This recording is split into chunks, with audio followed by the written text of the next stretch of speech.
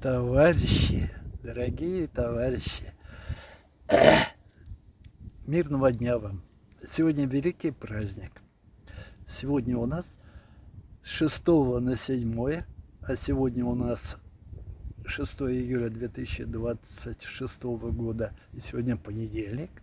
И в ночь сегодня у нас Ивана Купала. И как вы думаете, я, Сергей Наберухин, представляющий актерский цех, и мне 66 лет, могу обойти этот праздник стороной?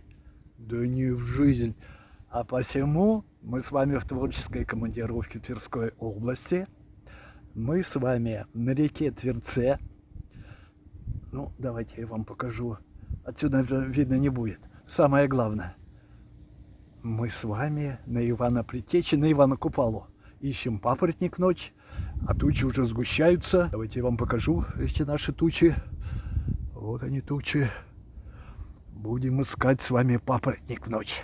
Волшебный папоротник, который раз в году цветет. Но вот сначала мы должны окреститься в этой святой Тверской воде. Ну, не зря тверичан называют тверские водохлебы.